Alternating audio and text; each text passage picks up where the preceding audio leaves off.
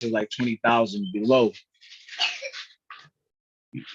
We got to look for 20,000 below our max. I was like, Yeah. that way we have money to bid because we're gonna get outbid every time. You know what I'm saying? So I've been learning stuff about trying to buy a house and realty and just hands on first person point of view. So it's been interesting. It definitely Yeah. sucked to have to pull the offer because I have a really good realtor. He's like a friend of mine that I've known since I came to America, so like 5 years old, and he was doing real good in realty. So I know he definitely had me and my family's best interest at heart. And he was upset too. He's like, man, I really feel like you had this house. I was like, yeah, and I had the money. Like I had the closing money, I had Right. every. And Yeah, then I'm gonna she send you. was late. I'll DM you the information. Yeah. Ask your homeboy, your realtor too, because he might know loan officers that had that product. But that's a popular product right now because as long as you got good credit, that 3% down on a conventional, that's great because then it's not like FHA. You're not paying that insurance, the mortgage insurance for the life of the loan. When you get enough equity in the house, that 20% equity, then you get the house appraised and that insurance drops off. Oh, I see, love you it. just taught me something else. I didn't even know that insurance. We had to carry that insurance for the life of the loan. Yeah, on the That's insane. FHA, life of the loan. That's the power of being in the right rooms. So, Yeah. speaking of being in the right rooms, tonight we got the Millionaire Mindset Mondays. Woo-hoo! So we are going to Yeah. be, if this is your first time here for a Millionaire Mindset Monday, these are going to be Mondays where we're bringing some power players to come to speak to you. Some weeks it'll be me, some weeks it might be Maurice, some weeks it might be Andrea. This week we've got one of my favorite human beings on this planet. We got the person that changed my life, the one that got me to start traveling in the way that I should have been traveling. She was the one, she called me out. She said, if you're not traveling as much as you want to be traveling, it's because you don't know how to do so on the low. She straight up said that. She was like, and then one time she saw me standing in line and she was like, bro, why are you standing in line at the airport? What is wrong with you? Right? She really changed the way I think. So this week we're going to be talking about really money and money mindset and just how to understand the wealth and abundance and living at a different level, really what it takes. So I reached out to her. Y'all know her as Sheeta 3. I reached out to her and asked, would you be able to come in and talk to the community and ultimately share what's on your heart and share what's on your mind when it comes to the topic of money and really mindset, because she's one of the people that I plug into. Matter of fact, I got to give Sheeta a huge shout out because every Saturday she shoots me over a text message and it's to a link, and it's normally like a Eric Thomas link where it's just Eric Thomas breaking down some prayer, and she helps me keep my mind focused and my mind right. So I'm excited to have her inside here tonight. I'm excited to be a part of the room. She's got the stage for as long or as little as she likes it, but she's going to lead us into some conversation tonight. And then ultimately, we as a group, we're going to take that conversation as we always do and expand on it so we can bring it back into our life, into our community, into our business, and back to our family. So without further ado, I want to welcome Sheeta up to the stage. What's going on, Sheeta? What's up, Marty Mom? How you doing? I'm doing excellent. Yo, you looking comfy right now. I'm home. I had a long weekend, but as soon as this call's over, I'm gonna get that much needed 8 hours tonight. I'm not playing. No shortchanging it tonight. Thank you for having me on. It's been incredible, the journey I've been on. I want to say, even like when I met Marlon, right? You really don't know where it's going to take you. But they always say it's not about the destination, it's a journey, right? So the first thing, I was listening in when you were talking about that conversation about the house, and I empathize with that story 1,000 million gazillion %, because I lost my first property over what I didn't know, right? I actually tell this story because a mentor of mine made me reflect on it and really made me think into what? How did you end up? How did you go from Rashida to Sheeta 3 to end up in this moment? What were the actions that got you here, right? So I look back and I'm like, well, years ago, I want to say at least 6-7 years ago, right? Because they always say the overnight success is not overnight; it's really 10 years. Mm-hmm. So about 6-7 years ago, my family's Jamaican, so I've always worked more than one job. Like, the stereotype is 1,000% real, right? You really, like, I've always worked multiple jobs. So this time I was working as a teacher. So when I first started teaching, and I was working at Nike retail, right? And as I'm working those two jobs, I'm busting my ass. Like, when I say I'm working 5 days out of the week, I'm working 15, 16 hours out the day. I'm really getting like 4.5, 5 hours worth of sleep. And I thought that was hard work. Like, yeah, that's how you make it. You got to work. Like, it's not going to come easy. You got to work. So because of that mentality, right, I'm like, okay, well, I got something saved up. I can go get this crib, right? Like, I know you work. You get the W-2 papers, and then you can go buy this house. I took counsel from individuals who meant well, but just were operating with outdated information.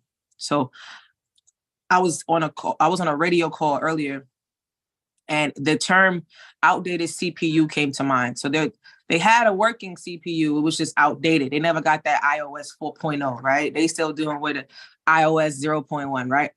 And although they cared, they gave me misinformation. So when I went to go buy this house, I didn't understand credit. I didn't understand credit report. I didn't understand any of it. So I had my savings. The cash was good. Like, what you mean? Like, the cash is green, my man. Like, let's go. And they discovered that I had a foreclosure on my credit report for a timeshare that I hated, that I also paid a lawyer to get rid of, that I learned the lawyer did not get rid of, right?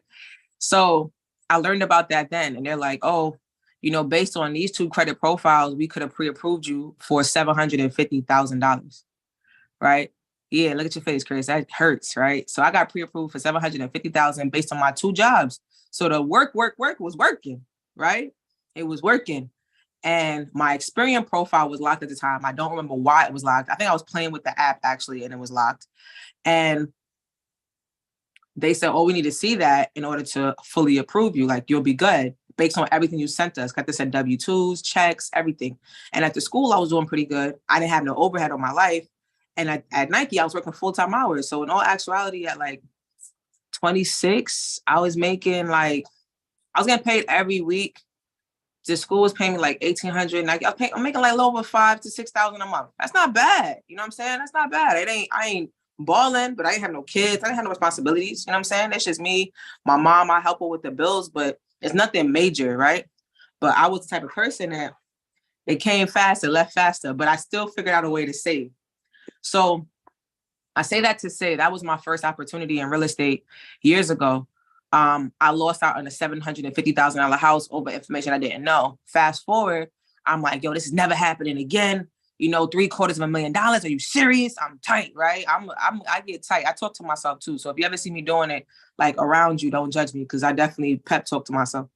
And I'm looking back at it.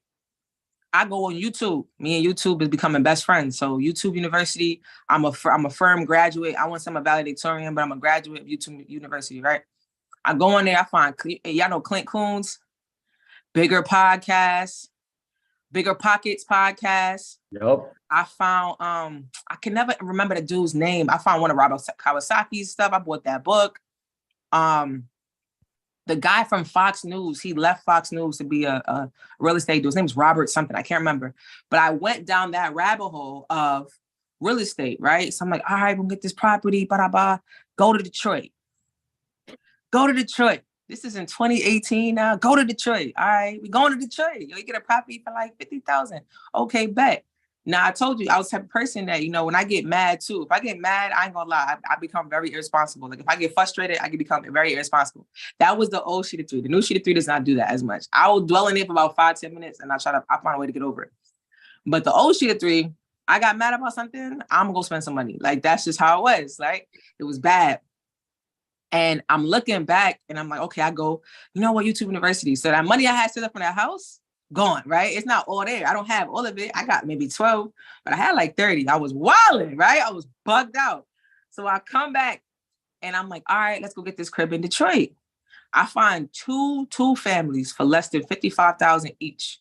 I got both of them under contract. So total my mortgage for the cribs would have been under $700. 3 out of the 4 units was ready rented. 2 of them was Section 8. 1 of them was a long-term tenant. Overall, the cash flow on the property was good.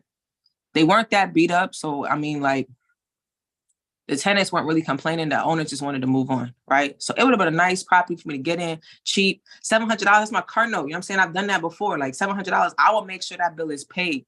I will make sure that that mortgage is paid no matter who paying the rent, right? But it was cash flowing. It wasn't a negative property. And you know what I learned in that moment? Something that Chris, you learned, and when you said it, I said, "Oh shit, that burns." I learned you can't use gifted funds for an investment property. And I learned it the hard way. I learned it at the closing table. So my dad was gonna lend me the rest of the money because I only needed I had 12. I had flipped some sneakers to make some of the money. And I needed another 8. And he was gonna give me the rest of the money. I didn't understand closing costs and those numbers yet. I also didn't have a room like this full of real estate people who could be like, you know what, you should probably switch to try to get that property. I didn't have that. I didn't have an Andrea even in my circle yet to be like, yo, here's a way to pivot.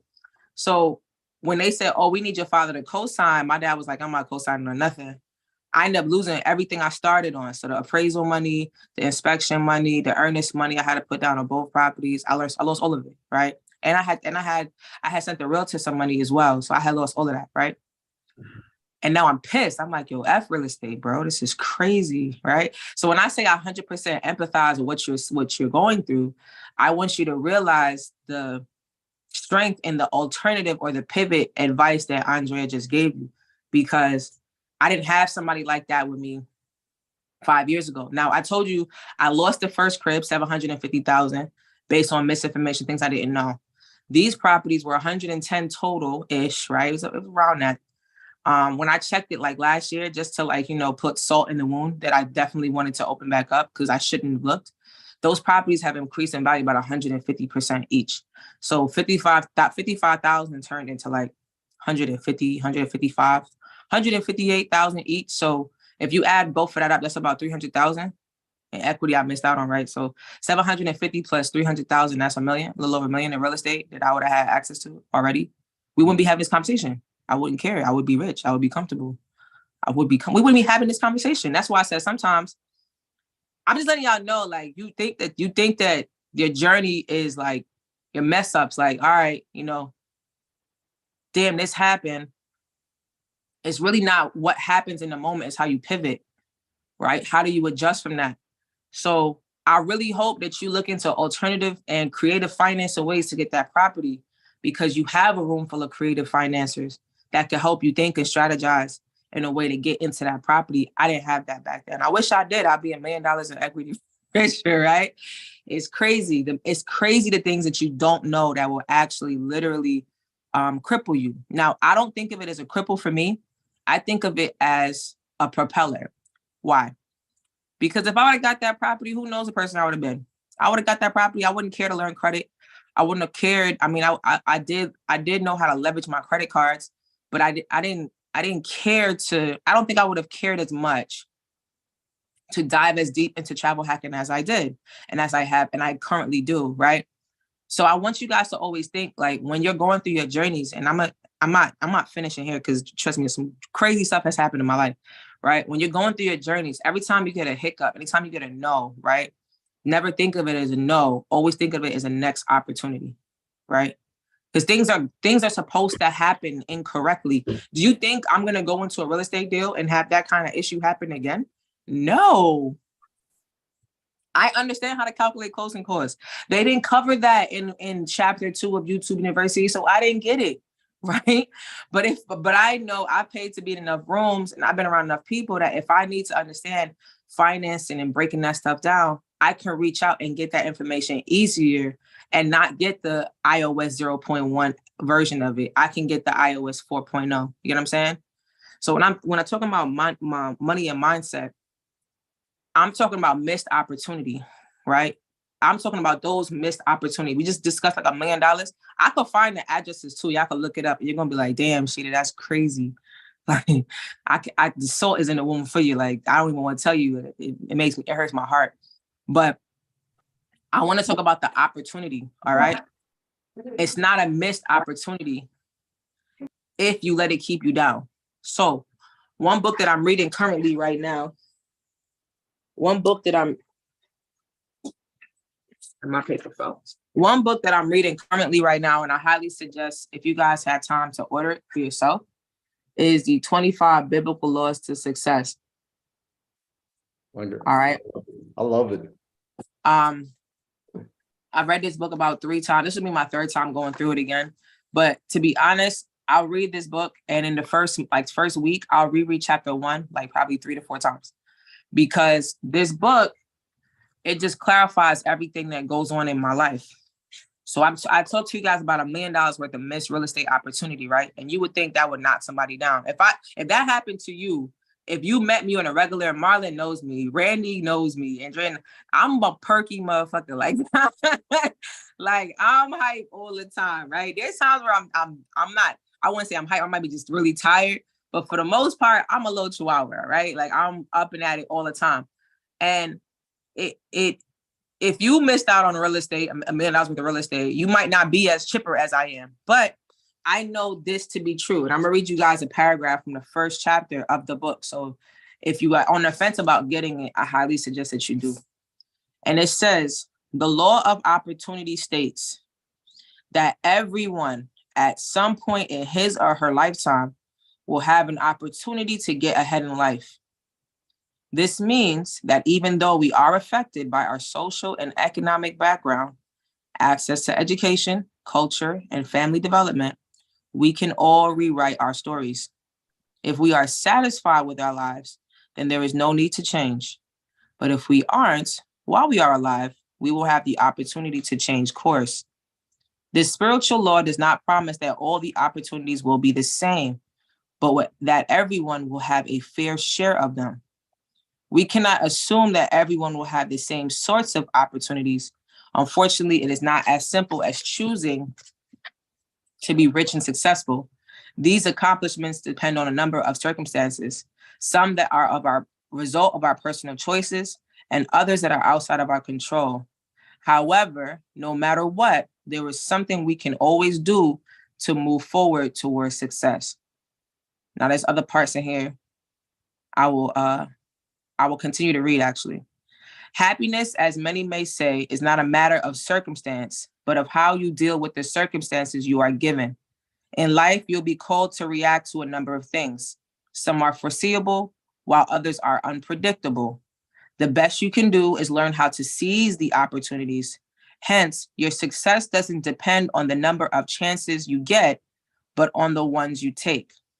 It is useless to compare yourself with others in terms of how lucky or unfortunate you are. That won't change a thing. We all have to play the hand we are dealt in life. You must move from where you are to where you want to be. For that, you have to be willing to pay the price and expend the time and effort necessary to get there. All right, that's just like the first 3 paragraphs of that book, right? And I say that to say the word opportunity, right? I didn't personally let that opportunity hold me down for too long. Like, for some reason in my head, it was like, yo, I know myself. In college, I figured out a way to flip sneakers in college before there was a StockX Gold Flight Club, right? I was the West Virginia plug. Like, if you needed sneakers, I had you. You know? Like, I didn't really take credit card payments. I was cash only, baby. Right? I was the plug. And I figured out a good clientele. Why? It's gonna sound horrible, but drug dealers was my favorite clients. Why? They hated waiting in line. Right? And they always paid cash up front. They didn't have no problems with it. I didn't like selling to college kids. They try to bargain me. My price is my price, right? They was flipping bricks. I was flipping cakes, right? And I was doing that from college, right? So I knew in my head, like, I always had something about me. Like, there was something about me that would never be just like regular. Like, I'm not going to be a person that just, all right, I'm sitting in this system for too long. Like, and you might feel like that now, like, yo, it's not in me to just sit in this place and just do this regular, degular stuff. I'm not a regular, degular, schmegular person, as I say to my kids, right? I'm not that person. And you probably realize that for yourself. Like, anytime you had to work within a system, after a while, it started to make you feel awkward. You felt uncomfortable because you felt like you couldn't stretch, right? but the opportunity will present itself. It's what you're doing in the downtime in order for that opportunity to now make sense. You know what I'm saying? Because the Lord says it. It says everyone at his or at some point in their life will have the opportunity to get ahead, no matter where you come from. So it doesn't matter your background because the opportunity will present itself. But are you moping in those opportunities? What are you doing during that time frame? It's like getting ready for a marathon. To be honest, I'm gonna make a joke about it. I'm gonna make a joke right now, right? I tried to do like a 10K. I did a 5K though. Smooth, right? I've been working out lately, right? I paid a trainer to pretty much be on Zoom with me in the mornings to make sure I go to the gym. Cause I'm like, I need more accountability because me and this alarm clock, me and this snooze button got too much of a good relationship and I don't got time for it, right? So I need to get back to the gym. I need to get back working out. And so I literally pay somebody to I can make the workouts up, but I need somebody to be like, yo, I'm on the phone. You're wasting my time. I need to feel like I'm not wasting somebody else's time mentally for me to get back on it. But I had to realize that for myself, right? And he's been doing leg workouts with me for like a month, right? He's like, shit, I ain't gonna lie, you thick. We gotta keep that thickness going, right? I'm like, Jesus Christ, whatever, right? So we doing leg workouts. I'm doing lunges. I hate lunges. I'm doing goblet squats.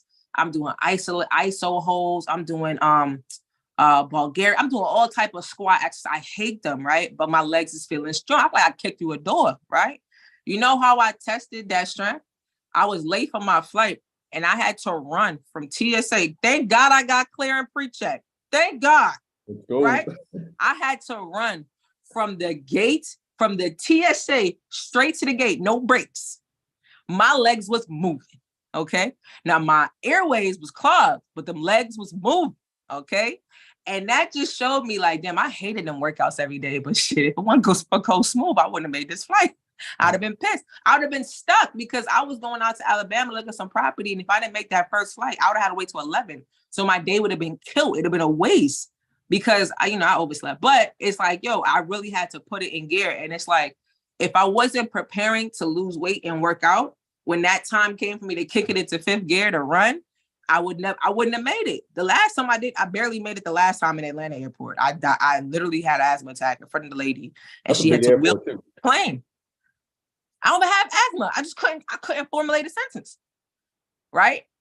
I'm saying that to say that that's an opportunity. So from the last time that I almost missed my flight because Atlanta traffic is horrible to this time where I caught it, I worked out during that time. So the result was a lot different, right? What are you doing in between your nose?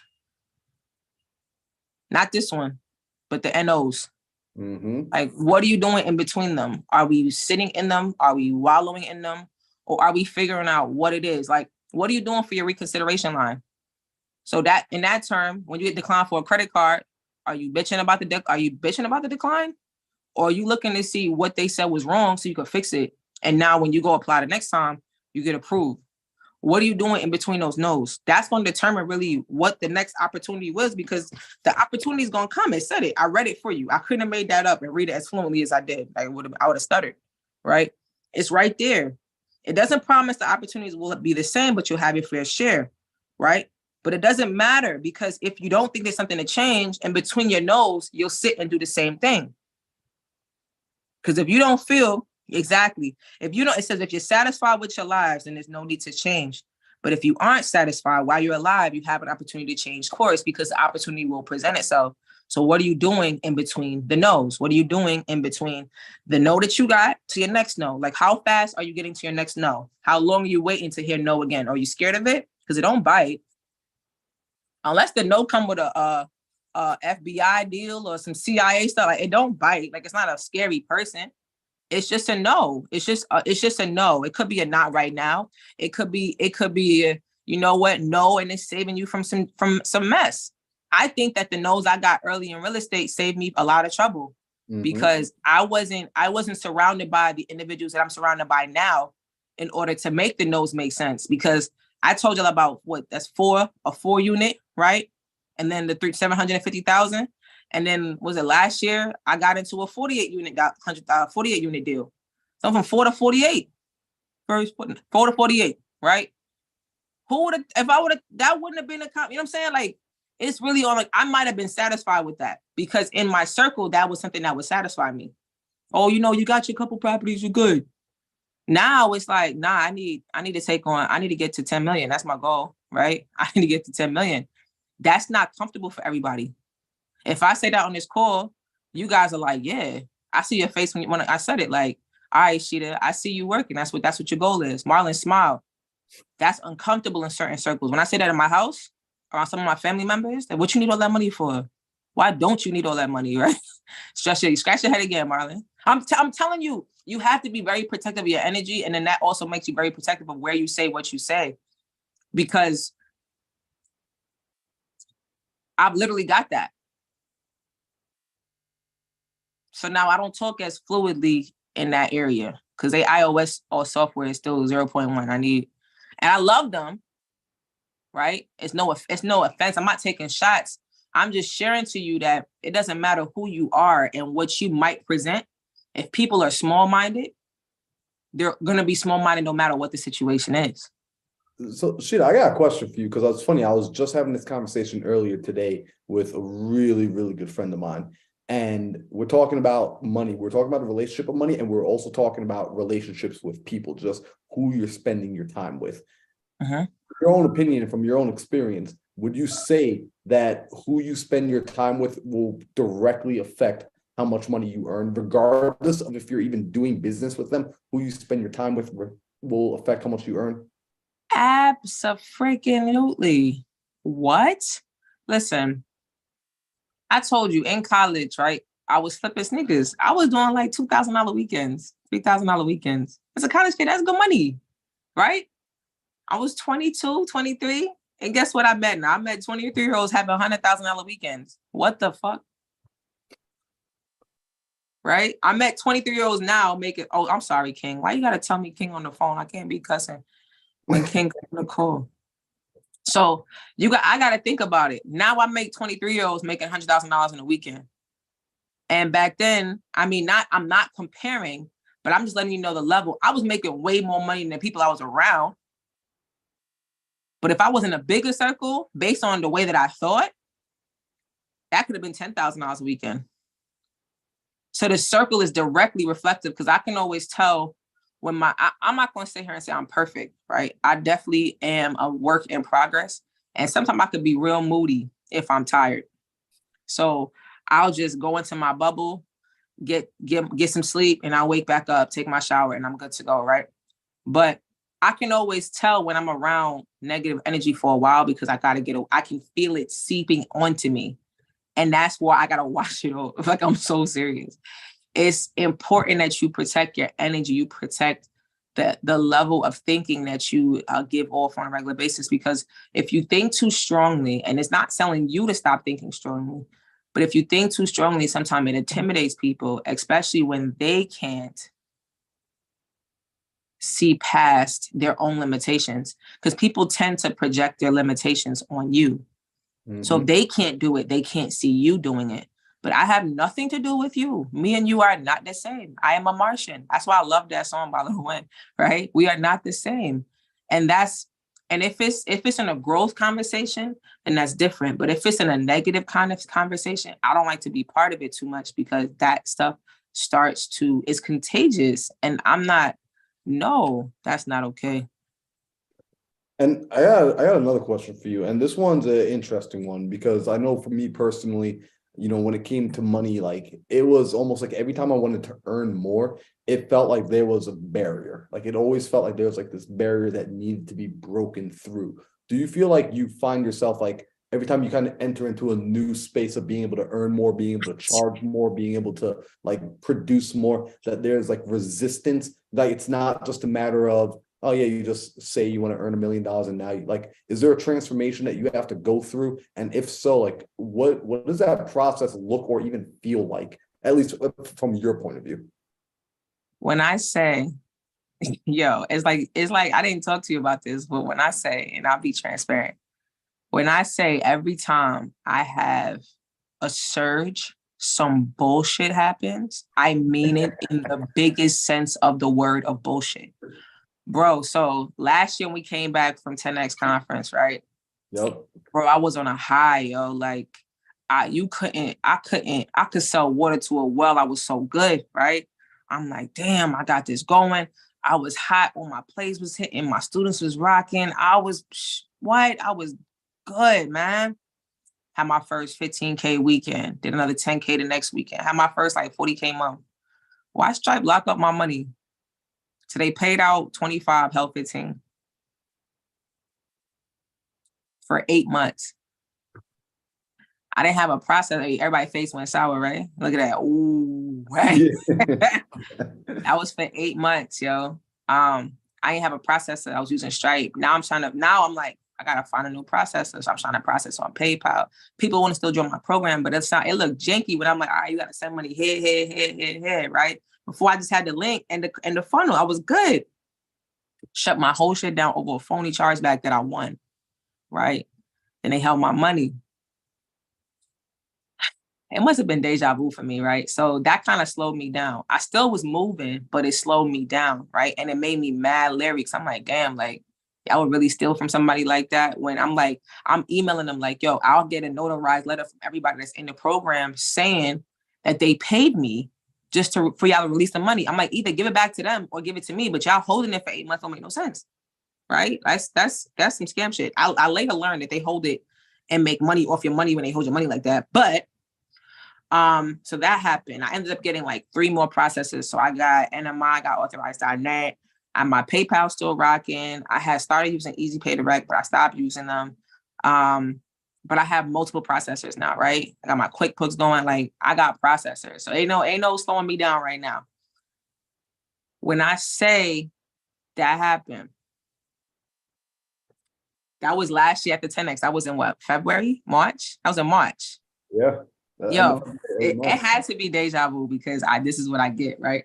So I got the new processes. The problem is that I like to use what you guys use. So I use Go High Level, right? And Go High Level doesn't, although the automation system is really good, they don't sync with a lot of money processors. They sync with Stripe, PayPal mainly. No, right? So I'm like, all right, I've been using Stripe for a lot of different of my programs. My other ones, I went back to use them again because I'm an asshole, right? I'm a jackass for going back to them. So I've been using them for different. I had a master class. I used Stripe. I used it probably like 12 times, did whatever, right? Doing good. Because when I would do a call, if I'm like, yo, I'm doing a 1 day only call, $97, blah, blah, blah, I will get 100 people on a call. So it'll be easy. You know what I'm saying? Like, I do what I got to do. I teach you what I need to teach you. And then, I give you something that you can execute on and complete that day. So by the time you get off the call, you can go and fix something in your credit in that moment. Like, I'm going to teach you something that you can act on. So it's not no Ray speech. Me, I don't like to do the fluff, right? So I might be on a call for 5 hours and it's like, damn, Sheeta, you really gave away like half a mentorship and charged my $100. I'm like, yeah, I feel like doing a masterclass. The Stripe worked for that, right? So I'm like, all right, I start building back trust. Don't do that. Don't do that, right? So I'm working with Darrell. I'm building up my funnel. He's like, you got to get back in the game. Sheeta, you've been off for a minute. I'm like, yeah, I haven't really, engaged as I should. Let's do a webinar, let's do a masterclass. Let's get your mentorship back open. When the last time you brought somebody in? I'm like, November. Like, for real? I'm like, yeah, I haven't. I've been traumatized because Stripe be doing weird stuff, right? I'm traumatized, right? And so he's like, all right, we're going to get it going. So I do it, right? It was a good day. Ran up, I probably did like 27,000 in 3 days, right? Stripe releases $2,000 of the money. I'm being very transparent in this moment. I was trying to, like, this is very, I didn't even talk to Marlon or Marlies about this. Because when I tell you what's about to happen, you're about to throw up. So if you're eating food, don't chew it yet. Okay. It's almost like deja vu because it happened literally probably a year after. If it's not a year to the day, it's a year and around the same day. They release about 2,000. They freeze the account and say there's fraudulent charges. I don't see them though. Because you know how they normally tell you like somebody disputed? Mm-hmm. Up till, here the Jamaican lady. Up till now, me not see no dispute, No dispute. Up till now. So I go back, right? So I go back and I look. They froze the money and they said they're gonna refund everybody the money fix the face, Marlon. They're gonna refund everybody's money in 5 days. So I'm emailing, I'm calling them. I'm like, yo, what do you mean? There's no disputed charges. People bought digital products. Right? Because I haven't released anything fully in a while. So for me to put something out, I don't put out fluff. Like I don't put out trash. I'm not gonna make something and put out trash. For me to put something out, people's like, yo, shit, you got a $17 ebook, you got a $37 ebook, you got $37 package. They're like, yo, let me get that. Because I know she don't put out fluff. Especially all the free shit I give away. If I give something paid, it's gold. Yep. Yo, they returned all of it to the point where when I was looking at it, I had a couple people call me like, yo, did you mean to double charge? And I'm like, it's not a double charge. She said, I'm like, it refunded everybody. So when I say, right, so then in that time, I have a webinar scheduled for the next day. Scheduled for the next day. I have to figure out this processor. Yanni's shaking her head. She looks crazy. But how much did I tell you? It was like 27,000, right? That's incredible, right? So they refunded like 25K. I never lost that much money so fast in my life. I almost threw up, right? I'm looking like, this has got to be a joke. God, this is a joke? No, this is what you get, Rashida. Because we learned in that moment that we could sync NMI to automate it. So to go high level. So NMI authorized.net can technically now be synced. And I learned it after Stripe stole from me. So when I tell y'all that every time you make progress, there's going to be some bullshit that happens, yo, I 1,000% mean it. But it's not on you to stop. Because if I stop, I wouldn't have did another 12K the next week because we figured it out. And now I don't have to have that happening to me. Why? Because the reps at NMI, I have the girl's number. So when it's an issue coming up, right, I call her directly. When they have a problem, when they want to know why is there an $8,000 charge within 24 hours or 15 minutes, she'll email me directly and say, can you give me a call tomorrow? And I can be like, yeah, I can give you a call. And then I can even send her the recordings of the people saying, yo, I bought into your program. You know what I'm saying? Like the relationship is different. And I don't know why it took me twice biting the bullet on that. I don't know why. I thought I was in a clear. It was damn near 12 months and no hiccups. But when I say there's always going to be some nonsense that happens, I mean that from 1,000% of my heart.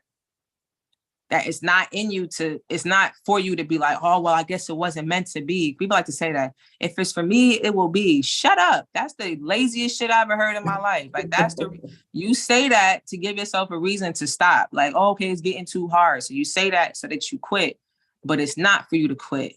It's really for you to figure out an alternative. What's your pivot? Hear that word again, right? Because another opportunity will come, and it did. But how did I prepare for it? I messed up on the first one because there's no reason that should have happened. But we didn't realize it until the hiccup happened with the person I was working with. You get what I'm saying? And once the hiccup happened with the person I was working with, we were able to strategize real quick and figure out an alternative and a pivot. So it wasn't a pitfall. It was kind of like a come up because I would have been super pissed if that should have taken 100,000. They did that because I see that in my future, right?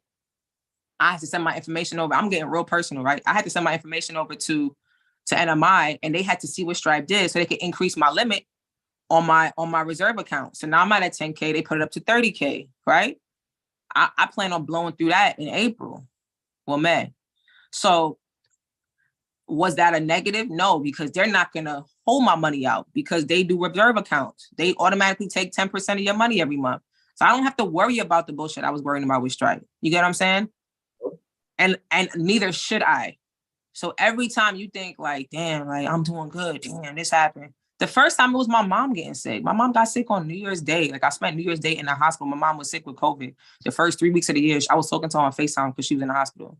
And I definitely said I needed that's when I was doing live every day. I remember that. Yep. And I didn't want to go on. I said, I don't want to talk to y'all. I want to call my mom back. I said that on live. Like I really don't want to talk to y'all. But she told me I have to go on live with y'all and talk. Because I promised her that I would do it. So I'm only doing it because my mom said it. And then she came on the live. I said, hey, Ma, can I get off the live now? I can probably find it. I don't want to talk to them anymore. I'm going to call you back. And she like, you got to stay on live for at least an hour. What? I ended up being on there for 3 hours because I don't remember who came on. And we was talking about something that took my mind completely off of it. Like it took my mind just on a financial journey. People was asking me questions. They kept me engaged with something else. So I had to think about my personal situation. So and that was in the midst of me kind of like building an audience and building my craft and building that confidence and building that consistency. My mom gets sick. It's your mama, right? Like you ain't leaving moms.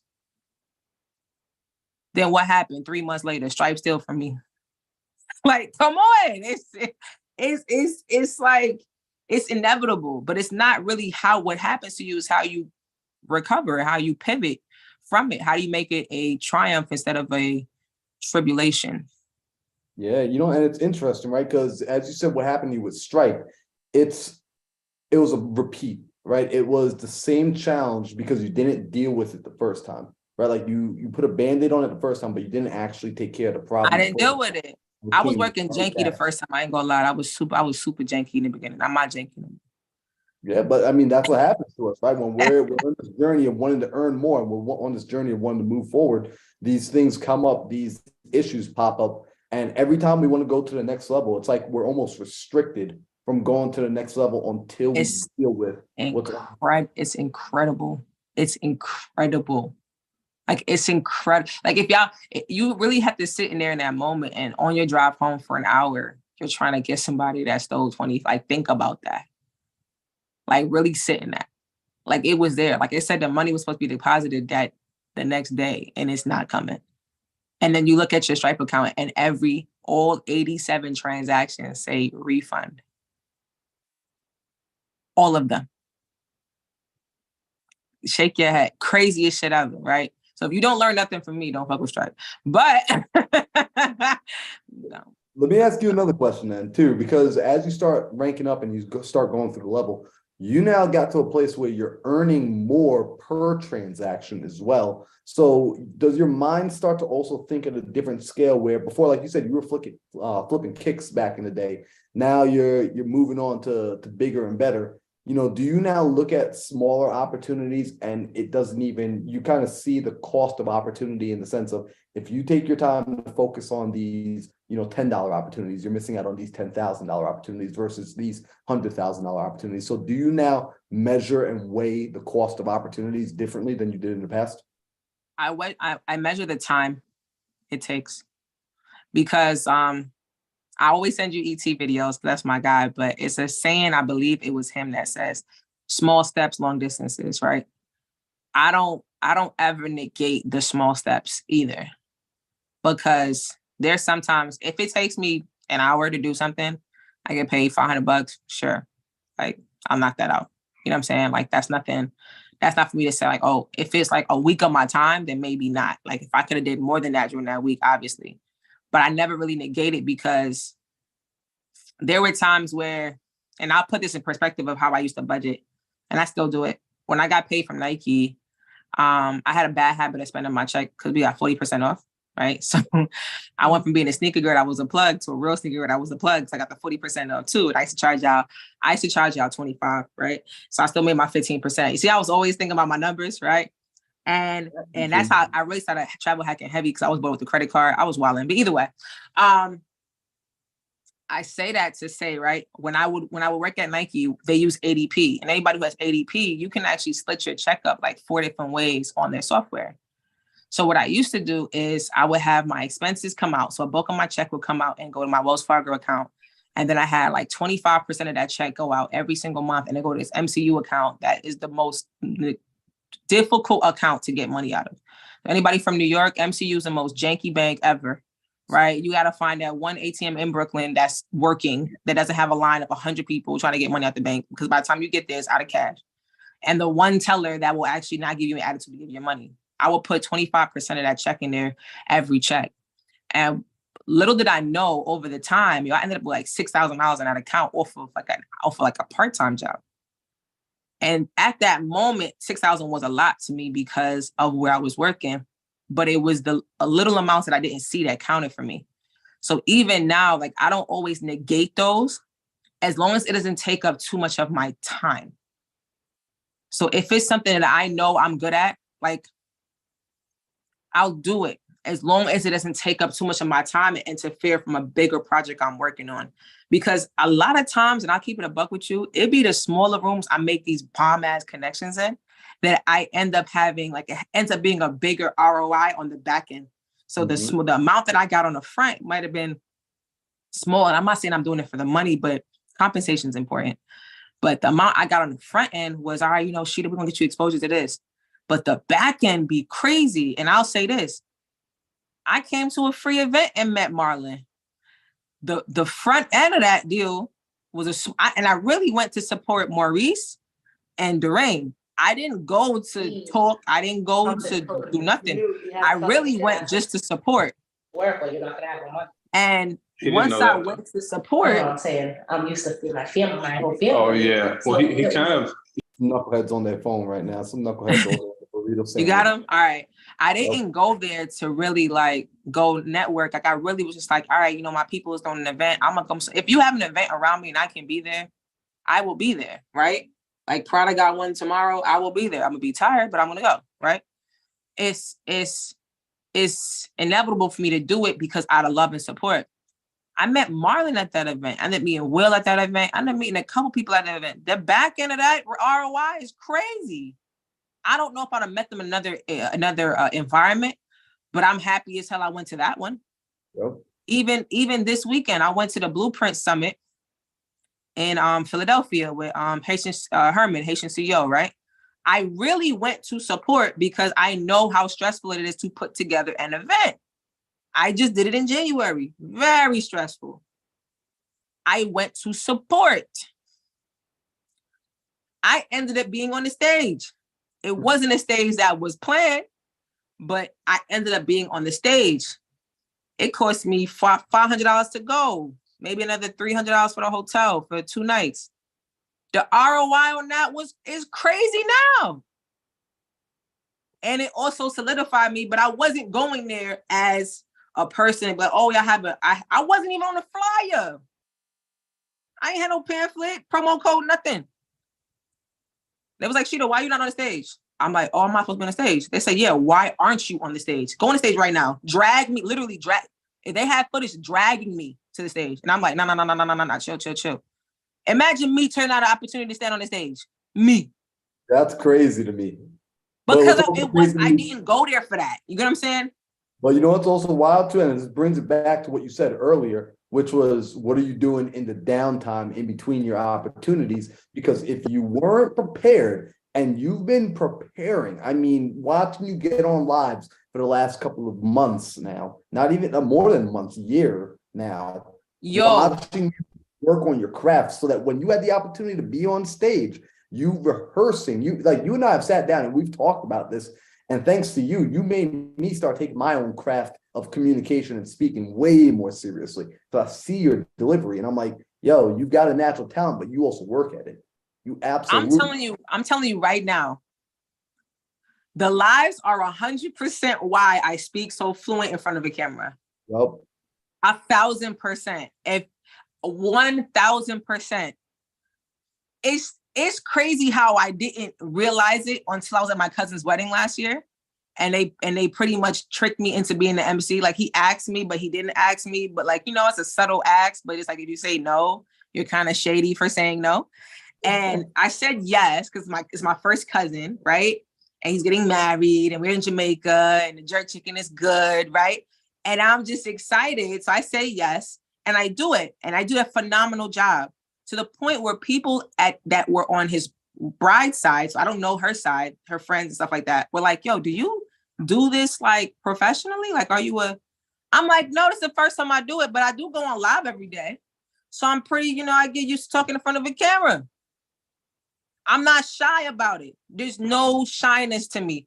So even when I was on stage at the event last week, going on tonight, they came back and was like, when I'm off the stage, do you know how many people came up to me and said, Rashida, what you said really touched me? Mm-hmm. Like, I feel like you were talking directly to me. I felt like when you looked at me, I didn't look at anybody. I was glossing over because I was not prepared. I was not. I'm being 100%. I didn't say that out loud. I should have been like, hey, I was not prepared. And there were people that were supposed to be on the stage that didn't have what they were going to say now. And I got put on the spot within 60 seconds, I'm not joking. I was networking in the back, and between them, from the back of the hall to the front is the time I had to think of anything he might ask me. But because I go on live every day, and not as much anymore because I got stuff to do during daytime. But because I've been going on live every day, I did a live for a year and 3 months straight. So 15 months straight. every day, whether it was 5 minutes or 4 hours. I know it's 4 hours because IG cuts you off at the 4 hours. 3:59 seconds, your IG live is getting cut off, right? Because I've been doing that so much, even talking now, I know off the top of my head, I said, I'm going to talk about this book. I don't have to have too much of a script. I have my bullet points of what I want to cover. But because I've been doing it so frequently, I'm living and driving. It's not much reading I can do. I have to be able to explain myself and make a connection over the phone, or you're not going to stay. Mm-hmm. Coincidentally enough, I'm also a math teacher. So I'm in front of 7th graders all day. Do you think I would survive if I was dry? If I was boring? they would carry me out. They would eat me alive, right? And I've been teaching for 7 years. So I would say everything that happens in my life has been preparing me for a time where, all right, Rashida, you've been teaching in classrooms. Now it's time for you to teach on stages and in front of people and get in front of adults who actually hear message and will actually act on the information, and they're past puberty.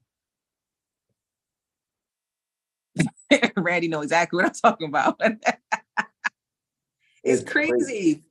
No, it's crazy. And like, crazy. it's all this leads back to like the opportunities. And right, this is, I'm glad we're having this conversation because people need to understand that when we're talking about essentially growing the mindset, growing the money mindset, growing how we step into that next level, it's not just getting into that next level and like being there because you're thinking about being there. It's also about the preparation in order to get there, right? Like people want more money. I was having this conversation. Actually, Sean, you and I were having this conversation last night where we were talking about, it's not just about getting more money because money doesn't solve your money problems, right? But being prepared and learning how to handle money, learning how to handle the next level. And all that comes from the preparation. All that comes from showing up to practice. All that comes from putting in the hours and the hours and the hours. So like Kobe used to say it, and shit, you probably remember this. Kobe used to say, you want the dream?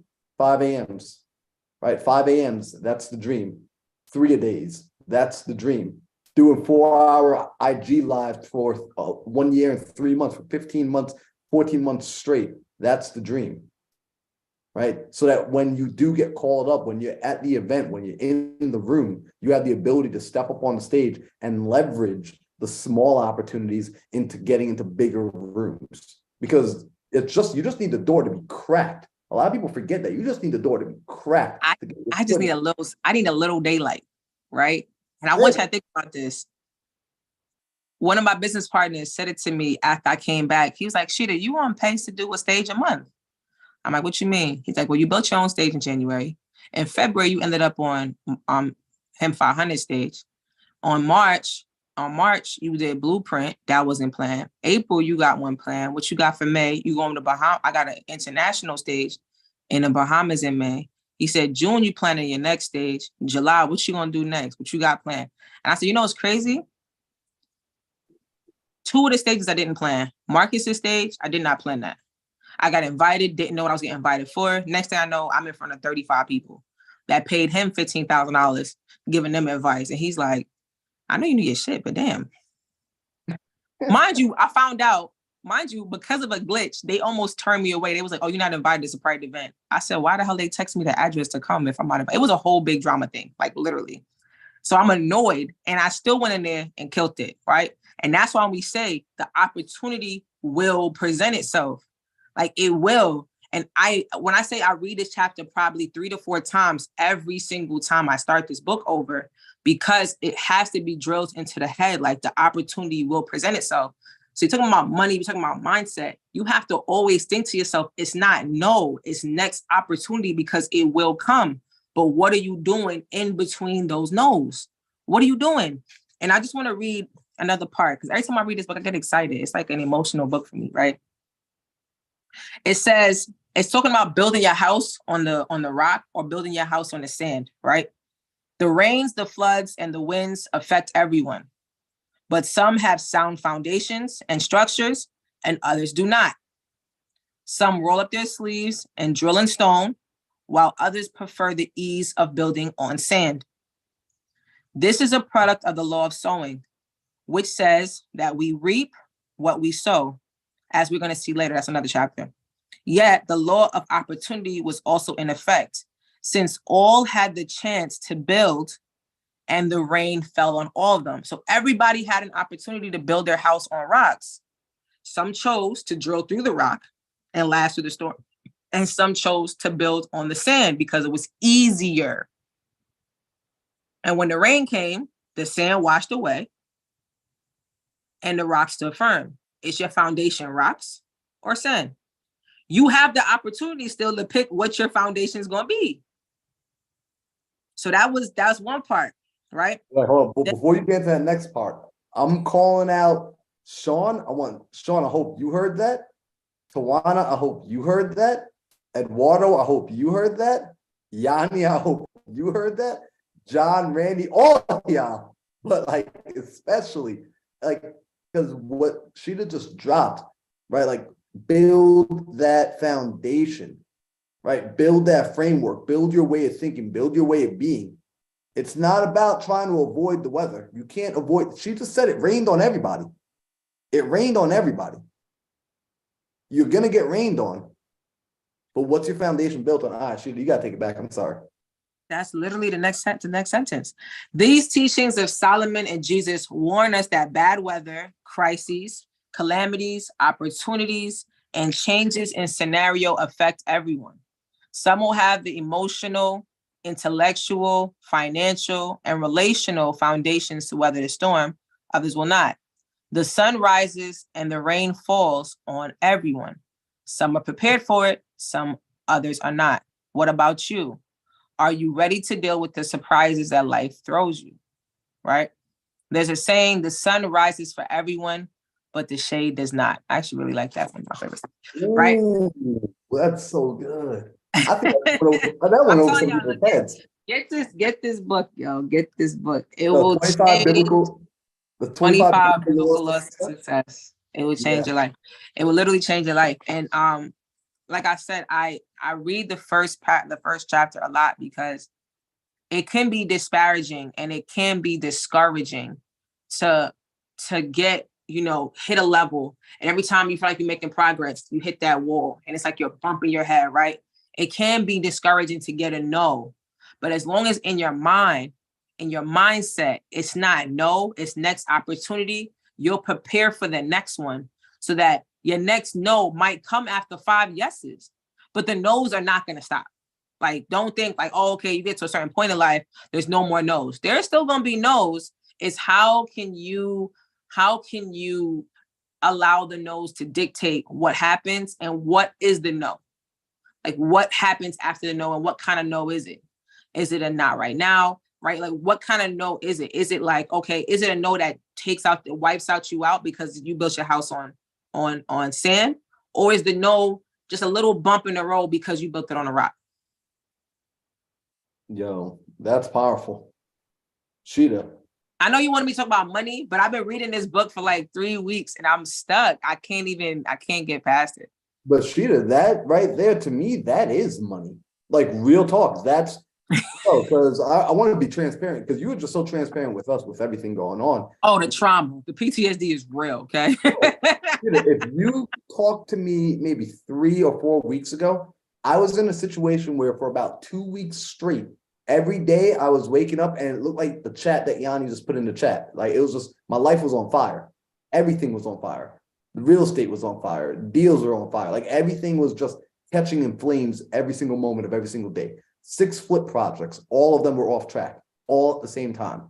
Oh no. Another deal was supposed to be closing, didn't close. And it was just like everything. So we were just having like, oh shoot, like this is coming down, this is coming down, this is coming down. But being able to reframe the mind, recognizing like, yo, I'm just going through a storm. I knew storms would come. Storms are a part of the game. So I wasn't getting upset. I wasn't making the storm worse by saying, you know what, screw it, I'm done, I give up, I quit. It was like, no, I know the storm is going to pass. Luckily, I built myself on a strong foundation. What do I mean by that? Luckily, I kept the right people in my life. Huge. The right people in my life that are like, yo, Marlon, keep going. Like, Marlon, you know I love you, right? Yep. All right, cool. So suck it up and keep moving forward. All right, bet. I need to hear that. Sometimes you gotta be reminded that, yo, I'm gonna love you no matter what, whether you win or you lose, but I'd prefer if you win. Cool. Mm-hmm. Wow, bet. Second, having the right thinking, having the right frame of systems to work with, with the resources, with the tools you have, how are you using them? Are you mismanaging them or are you managing it properly? Because I'm sure inside that book, 25 Biblical Laws of Success, it talks about being a steward. I'm sure it talks about stewardship. And that's my favorite word. That's the word of 2023. It's steward. What? The law of the company you keep. Like, what? I'm telling you, this book will change how you view. And it changed my relationship with the conversations I have with God too. Let's go. It changes that, because I grew up in church and we ain't never talk about money. You know what I'm saying? Like, it was never a comfortable conversation. Talk about salvation, being good to people. All that stuff is good, but I don't want to do it while I'm broke. Like, I don't want that. Like, I don't know how to put that nicely. Like, that's all good. And what happened back in biblical times, that's great. But like, I didn't realize how much of a manual now, like, this kind of put a lot of the scriptures in perspective for me. So when I go back and I have these conversations with my nephew, because he's real into like biblical structure, we had these conversations. It's business conversations. It's like, it's literal business conversations. Like, all right, yo. Like, I brought to him a situation. I'm like, man, I really had to get my systems in order. He's like, what you mean, auntie? I'm like, man, I had to sit down and really draw up my SOPs. I had to record like 3 hours of me working so that now I can give it to my VA so I don't have to repeat these processes, because I hate doing this part. Like, this is so tedious and so annoying. Right. And he's like, okay. He said, they talk about that, in Exodus. I was like, what? He said, it's a story and we go and read it. I'm gonna send it to you. So we read it. We were talking about it. And it was a story about Moses. And it's about the mindset too, right? It was a story about Moses. Now, if anybody knows the story of Moses, like man of God, wise, right? Moses had a moment where Moses is literally like, okay, he's giving people advice on God. So they come to him with their problems. They lining up the whole day. So it's lines, your line is long. You throwing an event, imagine your line wrapped around, but it's free. It's free consultations, right? But you got a line wrapped around the block. And Moses is taking the people's calls from 8 a.m. to 10 p.m. the whole day. They sitting out there waiting to talk to Moses for him to answer every question they got. And his father-in-law came to him and said, Moses, you must be mad. You're going to sit here and wear yourself out trying to address all the people. And Moses loved the people. He told him, I'm doing this for the people. I love God and the people. He's like, you want to wear yourself out. Why don't you go and teach the other elders in the community how to answer their questions, and you deal with the big deal. You deal with the highest of importance. Like, you deal with that. And imagine Moses, man of God, wise as hell, didn't understand the opportunity of delegating until his father literally called him out and said, are you crazy? You're going to wear yourself out. Imagine in your business how you're operating right now, that you go back and you think to yourself, you was running yourself ragged, because we have this real, like, we have this this proud thing where it's like, yo, I have to do the work. If I don't do the work, it's not getting done. Like, you got this pride. I did it. It was me. When it's like, yo, if it got done, what does it matter? What does it matter? So his father-in-law tells him, like, are you crazy? You need to essentially delegate the work out, because you don't have to deal with every minuscule task. You don't have to answer every minuscule question, and you get through this line faster. And Moses had to, in that moment, realize to delegate. So he had to teach them how to answer these questions. And now he didn't deal with 100 calls. They dealt with 5. In your business, and I'm looking back to it like, damn, I was really on the phones all day. Like, what? No, I needed to delegate. I don't need to answer the questions all the time. It doesn't matter about the initial consultation. What matters is that they get the receipt. They get the result that they came for. It don't matter if I did it. If the team did it, it still got done. And when I started looking at a lot of things, that's just one example. I started looking at a lot of things differently after I read this book, and I started really reading like Richest Man in Babylon, stuff like that. Like, it really changes the perspective of how you look at things. And growing up, I'm like, damn, I never even looked at the Bible this way. I didn't at all. But going through this book, it's like, it kind of balances out what I grew up to know. I always be kind to people. So I'm always kind. I'm always loving, right? I'm never going to do unto others as you want them to do unto you. So I'm always going to pour in and over deliver because that's just what I grew up on. But now let me get the business side to that, guy. Like what's the business side to it? Like what is this? Oh, you know what? The law of opportunity states I got to build my house on a rock so that when the storm comes, I'm not washed away on the sand. All right, bet. Let's start building these foundations on rocks. Let me start getting these rock building friends so that even if I go to the left, they could push me back up like a rope. If I go to the right, they could push me back up like a rope. I definitely did the directions opposite, but you know what I mean, right? So this is where you start looking to yourself and you start finding other rock friends around you to keep your overall foundation right. Because for me, scripture-wise, it's my nephew. He keeps me balanced. He keeps me in tune. Sometimes it's Marlon. Sometimes it's my mom. Business-wise, sometimes it's Marlon. Sometimes it's Maurice. Sometimes it's Cash. I have these rocks around me and I'm finding bigger rocks and I'm not replacing them. But now, I mean, what storm is really coming to take down my house? If it was a bunch of sand, it don't matter how much sand it is, it's going to wash away. Yep. Yo, it's a fact. Yo, and again, this is critical information because as people are in the building phase, right? And I know everybody inside this room is in the building phase and we want to go fast. We want to go fast, right? However, we also want to stay. We want to stay long, right? Building something fast so that it can get washed away isn't really doing much. But building something right, that's moving fast. Sometimes slow is fast, right? Sometimes making sure that you're working with the right things is going to be quicker. So Sheeta, I appreciate you. Like I told you before, like you can go as long or as little as you like. I know you said you gotta catch some Z's tonight too. I'm gonna get some Z's tonight. I'm excited about this sleep. 100%, but I appreciate you for people that don't already know you and like because I mean we got some new people inside here. We're gonna have people watching the recording. How do people get a hold of you and get in contact with you and connect with you? Like, what's the best way for people to connect with you? All right, the best way, to be honest, is on Instagram at SHEDAH3. SHEDAH3. All right, Sheeta3 on IG. I answer my DMs. I just got my verified check, so you're not gonna get scammed by the fake because I have fake pages I had like 30 of them. They was wilding, and they was working real hard in the DMs. So, IG is the best place to catch me. I probably go live at least 3 times a week now.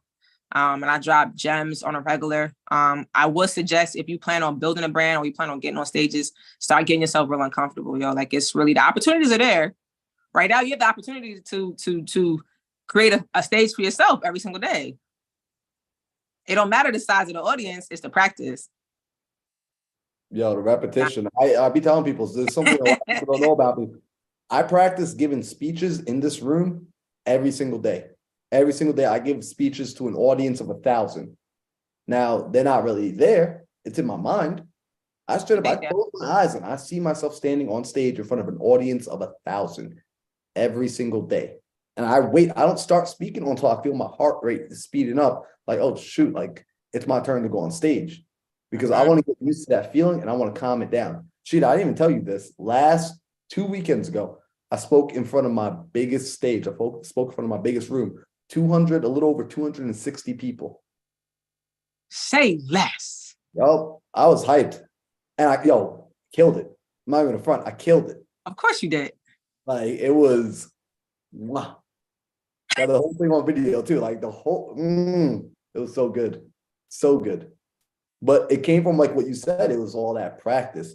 So y'all, if you aren't connected to Sheeta, connect with Sheeta3 because this is an angel. Like you are someone that is so special. I'm very selective about who I keep in my life. Sheeta's one of the people that I keep in my life that I'm grateful she allows me to be in her life because you are going to continue to rise higher and higher and higher. And I want to be pulling on to that boat. Oh, we rising together, man. I appreciate you having me on tonight. I know for a fact that look, my bedtime thing going off. I know for a fact that even starting the story, Chris, I mean, like I said, I empathize with you, brother, but the pivot is real. The pivot is real. So if I were you, I would inside that Facebook group, I would start throwing that question out, because there's a whole bunch of real estate people in there that probably have a alternative solution to your problem right now. And remember, it's not no, it's next opportunity, because the opportunity will come. Get the book. I have no affiliate link for that. Normally I have affiliate links for everything. I have no affiliate link for this book, but you need to go and find this book. Get it to yourself. Audible, digital, handwritten, typewriter, blood, whatever, Morse code, however you get the book, read it, and absorb it on a regular. If you read one chapter a week, absorb it on a regular, because it will change how you view everything that comes your way, and appreciate, and it will help you to be grateful for the opportunities that do present itself. Because gratefulness at the end of it is what is also very, very, very important. I love y'all. I appreciate y'all. Yo, peace out, Sheeta. Y'all have a good night. You too. All right. So, guys, what do we think? How are we feeling about Monday with Sheeta right now? How was that? Did she do a good job? Did we bring the right person into the room tonight? She was amazing. Definitely. Yeah. You're always bringing the right people into the rooms, Marlon. I try. I mean, I got y'all are the right people in the room right now. I'm grateful to be here with y'all on a Monday evening. You know, I don't know about you guys, but like I was straight up like, I take it so serious when like I don't take it for granted that we get to have these sort of conversations. I really don't.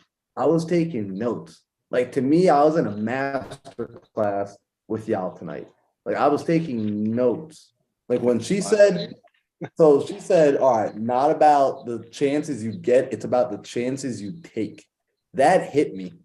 Because how many times do we always talk about, oh, like I could have did this, I could have did that, but you didn't take the chance, right? We never live regret when we take the chance, even if it doesn't work out, right? Because it's always about the action we took. That's more important than the action we didn't take.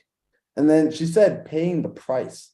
That's another thing that hit me, right? And like anyone that does like coaching with me, like, you know, like we talk, me and Yanni, we talk about this when it comes to getting yourself to move from a place of, you know, moving your goals from a place of them being a preference to them being a must, right? Like, I must make this happen. That's a part of paying the price, right? Like, that's a part of setting your goals and putting yourself in a position, Tawana, you know, that putting yourself in a position where you have to perform because you've got to pay the price, right? And we can't keep trying to skimp out on the price. In fact, we should be proud to pay the price. We should be proud to be able to pay the price. That's what it's about. And what you're doing in your downtime, when she said that, like the in-between time, right? In between your opportunities, what are you doing so that when the next opportunity arises, is it going to be another one of those situations where you're like, damn, like I'll tell you guys right now, and I'm not upset about this, but just being totally transparent, I got a phone call today. I got an opportunity to invest into what's referred to as in the private equity section, a roll-up. This is where businesses, essentially, they will purchase multiple businesses, combine them together to increase the value of the company. So this is when you see like big companies go and acquire other companies, right? You'll see this occurs all the time, right? So they will go and they'll buy existing shares in the marketplace to then increase. This is actually the fastest way to growth. Like if you ever want to be a billionaire, you have to understand this stuff. So today I had the opportunity to be a part of what will be $1 billion sellout roll-up. And the opportunity cost was approximately $100,000. That $100,000 would produce a 30% return in the short term, and it will produce a multiple of 100x on the return. In other words, that $100,000 would turn into $10 million in about 7 to 8 years. However, due to where I'm at right now, I'm not ready for that opportunity at this moment in time. Am I stressing? Not at all. Because what did Sheeta say to us? The next opportunity will come. See, I learned this from my time and all your opportunities, all your experiences lend into each other. I learned this from when I was trading stocks. You never chase, ever. I also learned that from dating. You don't chase, ever. All right, and I'm back in the dating field, ladies, all right? So you never chase, because when you start chasing, now you're reacting instead of creating a plan and following it. So when Sheeta came in, like, and just listening to these notes, I'm like, oh my gosh, this is so freaking good. But that's my takeaway. I want to hear from a couple of y'all because I love gaining new perspective from other people as well. Like, what stood out to you tonight? Like, if anything, like, let's do it like in order. Let's like raise the virtual hand, and then we'll go around the room and see what you got from tonight. If you had any key takeaways that we can all like share in on your perspective.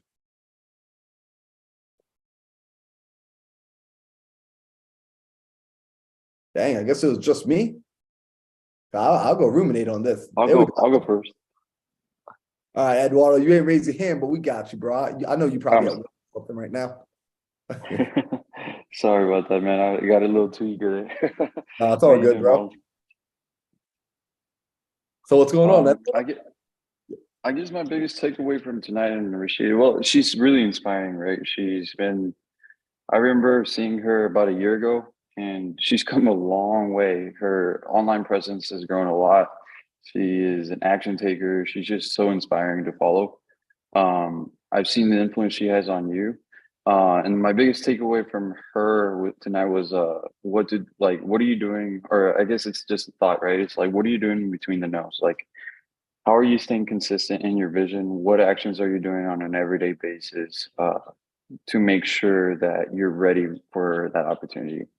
And it's something that I feel like we all know, but sometimes you just got to hear it, and especially from someone like her, that she's doing it every single day. It's just really powerful and really profound. It just clicked different today for me. So I love that, bro. What are you doing in between the no's? And that's why we repeat this information, right? Repetition is the mother of mastery. And I wanted to get delivered from you guys from multiple different angles. So that's why I'm not the only one ever. I mean, you guys know I talk a lot. Y'all don't need to guess about that. You know I talk a lot. So sometimes I think it's beneficial for you to hear it from another voice. Yo, Chris, what do we got, bro? Oh shoot, we got Maurice in the house on camera. I was really digging when she started with the law of opportunity. Everybody gets a chance. I mean, like it doesn't get any realer than that. And it all ties in because everybody gets a chance, but if you're not ready when it comes, then whose fault is that, right? So that goes right with what are you doing with your downtime? You know what I'm saying? So everybody gets a chance, but if you're bull crapping with your downtime and your chances right there, you might not see it. You got to be ready and focused and like always on it, like in between, like exactly, like what are you doing in between your nose? You know what I mean? You can't miss an opportunity if you're prepared for it when it comes. Chris, you ever heard that saying that Will Smith used to say with he would say, "Stay ready so I don't got to get ready"? Yeah, hell yeah. Facts. You know what I mean? And then that book was on it's on Audible. I got it. So it's definitely on there if anybody wants to grab it. I'm gonna listen tonight while I sleep. I'll be downloading myself. But that's pretty much what I got though. Yeah, I love it. I'm about to do some Neo in the Matrix, just download it into my brain while I sleep. Yo, Randy, what do we got, bro? A couple things. I mean, when like I was venting earlier to right before this actually to Raphael, and about how bad of a day / week. Last like 4 days have been kind of crazy for me, and I feel like like I'm getting a lot of shit thrown at me, and she kind of hinted towards that, like when things are going good, stuff gets thrown at you. Just see if you can handle it, and you got to get through it. So that was the first thing. I mean, I've had a bad few days. I didn't lose $25,000 in 24 hours. That would have made me sick. She said that. I was like, oh shit. No, my day was fine. My day was good. My day wasn't like that. And the other thing that you guys mentioned was like having people that you could talk to about these type of things that don't just want to commiserate, right? Because this, like, you got to be careful who you talk to and vent to, like, which is why I chose to I had to stop by Raphael's house anyway. And this is why I stopped there and said, let me tell you how much of a bad, like, 72 hours I've had. Because he just listens to me and then he goes, all right, you ready to talk business? All right, yeah. So here's this lady who wants to sell this laundromat. I need you to call her. I need you to do this, call the roofer. It just goes straight to business. It's like, all right, you got it out your system? All right, cool, let's go. And you got to have people like that. If you don't have people like that, that's a problem. You have, like, those have to be the people that, you could vent to, not the people that's going to take whatever you said and, oh yeah, Randy's struggling. You see him acting like he's all big and bad. Look at, he losing money left and right.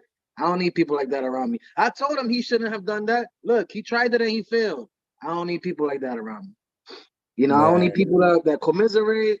If you want to lend your ears so I can vent, I appreciate that. That's all I need. It's out my system like in like 60 seconds. It's out my system. I don't dwell on shit. But sometimes you forget, right? And then you let the wrong people around you. So, that's what I picked up from her. Keep the right people around you that's not just gonna commiserate, that's gonna say, all right, what's the next opportunity? And keep your focus on what you're doing in between the nose. It's one thing to know it. It's another thing to have a circle of people that also know it, that keep you on your toes. Yo, I love that. And for the people that are watching that aren't a part of this, go to joinmmc.com right now, because that's the room, like low key. Because Randy, I was just talking to such a good friend of mine from back home, back in New York. And one of the toughest challenges he's going through right now is exactly what you just said. It's not having the right people around him. So that, like, the way you were able to go over to Raphael and just be like, yo, I gotta vent, because venting is natural. Venting is a part of being a human. You gotta release the pressure, right? But he's not letting you release the pressure so that you could wallow in it. He's like, all right, cool. You got it off your back. All right, cool. You ready to get back to doing? You're like, I know what you actually want to do. I know what you actually want to build. You ready to go back and build right now? So I freaking love that, bro. That's huge, huge. Yo, Maurice, I hope you caught that, bro, because we got to chop that up and turn that into a little commercial right there. Randy, yo, we're going to be dropping commercials every time you talk, bro. Remember, I fell in this community. I knew he was on my phone book already. We've spoken in the past, but I met him in this community. That's fire. That's fire. I love it, bro. Yo, Yanni, what's going on, Yanni? What up? Yay, 100%. Oh my God, I haven't seen you guys forever. No, Madam President, we miss you. I miss you guys too. I miss you. Oh my goodness, Cheetah, I love her. Like, what can she say that is not good? It's just everything. She's amazing. The things that I caught the most, it was like, do not stop looking for the nose. Look for the nose. Why you have to stop? Don't be afraid to like say no. Like to hear no. So because, and it just like got back to me because of this week I'm being very busy and looking for employees and working here and working there and trying to look for those no's and looking for those no's. So that's where I was. And I was like, oh shit. She just like, kind of put me back into place. Like, yes, that's what I've been doing. And that's what I need to do. I need to continue looking for no's. You know how powerful that is, Yanni? Because you're making me think of when I was like really deep in wholesaling. One of the things that I actually started to get me converting and doing more deals was very actively looking for no's. Also, Sean, your kids are adorable, man. He's like A1. But when I started looking for no's, I started converting at a higher level. Right? When I was trying to disqualify and starting to try to get them to say no to me, because I was looking for it, then the yeses would start to pop up and the no's weren't discouraging, because now it was like, well, I'm actively looking for these, right? Because I know enough of these equal my yes. And definitely looking for the no's, like legitimate, like just nonstop, like be committed to look for that no, like make it purposeful. And that was something that I told my VA, and she's like, just ask. Don't worry about like the no's, like just continue. And she just having fun. It's like, I'm just going to do everything. It's like, okay, go ahead. That's what it is. It's like, have fun with it. Like, yo, if it's raining, you might as well go outside and dance. Yeah, why not? You might as well have fun. Definitely. Dang, that's good. I like that. That's a good perspective. I love it. So no one else has any other perspectives? Well, we're good. I can go real quick. What up, Paige? How are you? Long time no see. I know. I get to like hear your voice randomly throughout the house when like Daryl or AJ have Dude, that's my new homie. He's borderline my new best friend. Like, yeah, he's funny. Tell him no, never mind. what I love the most, what I took away the most from this is how important it is to be authentic towards yourself, right? I've been following Sheeta 6, 7 months, and I've never felt like compelled to join a course, do a class, sign up for anything. But when she came on here and she was just herself, right? And just knowing like, dude, I can relate to this lady. Like, I feel like we're friends already. Next time she posts something, I'm going to purchase it, right? I also have a big personality too, right? So why don't I do something similar and I can make that into a funnel? I can help other people, all that kind of stuff like that, just because Sheeta was authentic. She came in here on the back with the bathrobe, right? Like, I got my pin curls. We good, right? That authenticity was just key for me. And I just want to support her because I feel like I know her. Yeah, that's it. Yo, how crazy is that? Like, all right, so here's the page. I gotta highlight that for a second because I want to highlight that for everybody that's watching right now to realize that, you know, Sheeta's intention was really just to come on here and just to serve because, you know, we asked her to. Like, me and Maurice asked her if she could come, if she could give some of her time. Like, I know she's crazy busy, but she still made time for us. She made time for the community. She didn't even hesitate. She was like, abso-freaking-lutely, you know, because she's been a part of the morning calls. She's been a part of like the community. She knows. And for you, Paige, to say that, like, that's so cool because it shows that when a person is just showing up as themselves, they're truly just giving value. You're going to resonate with the people you're supposed to resonate with, right? Like, we're not trying to trick people into working with us. If you find the people, like, people think like I'm like, when I do like my coaching calls, and I tell them like, for like my high performance coaching, that we're going to do a discovery call because I got to see if we're going to be a good fit for each other. That's what it is. And I'll say, yo, I want you to feel me out. And also I want to feel you out. Because what she does, like, she's worked with plenty of people and she also knows the pain. And you all know this because you've all had this client, you've all had this customer in your life, the one that you're like, oh my gosh, I hate this person. It doesn't matter how much they pay me. It's not worth the money. Life begins to be a lot better when we work with the people that we want to work with. So sometimes we got to fire our clients. Sometimes we got to fire our bosses. Sometimes we got to fire our employees. Like, if the people in your life aren't benefiting it and they're not happy to be working with you and vice versa, you're not happy to be working with them, fire them. Get them out of your life. Yo, Eduardo coming in with the silky beard. What's going on, dog? Yo, so Paige, I love that. Great freaking perspective. We got any other perspectives in here? Yeah, I love learning from y'all. I love like catching the perspectives. And John's been blowing up. John, you're always funny as hell in the chats, bro. Like,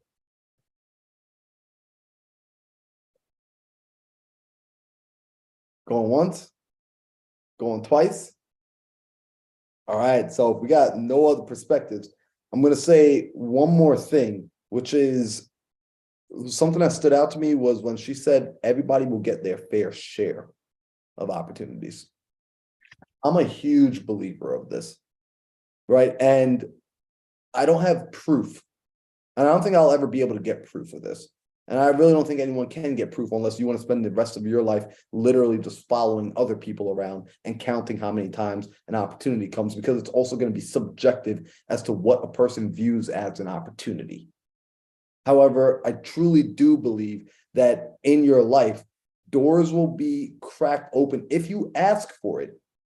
Doors will be cracked open that will allow you to come into the next stage. And also doors will be shut. And I do truly believe that doors get shut for your good because all of us, we're too ignorant. Not ignorant. By the way, when I use the word ignorant, I got to really clarify. Ignorant means we don't know something. Because sometimes people use the word ignorant when they really mean to use the word rude, right? Rude and ignorant are not the same word. We're all ignorant. There's a lot of things that we all don't know. So we're all ignorant to some degree. So doors get shut for us because we're too ignorant and we don't know to go through the door we're supposed to go through. So those other doors literally have to get slammed and locked on us so that we only are left with one escape route. We're only left with one direction at that standpoint. So if you've ever gone through rock bottom, recognize that was like the universe, that was God, that was him being like, yo, you weren't quite getting the hints I was dropping for you. So I kind of had to slam the rest of the doors shut for you. But recognize that there will always be a fair amount of opportunities. More opportunities will come your way. I thought that was so crucial. John, you just had your hand raised and then you took it down. I want to know what you were going to say. So Chrissy and I were talking about this, talking about one of her past employments, and that she wasn't making moves, and then the door got pretty much shut in her face, and she was let go from that job. But she was forced. The universe forced her out of that situation. 100%. And that happens. Like, it literally happens. Dude, like, I truly think, like, when I told you guys earlier, like, I had some real estate deals that were literally like on fire. I truly believe that those deals caught on fire so that I can get my attention back and I can focus on what I'm focusing on now.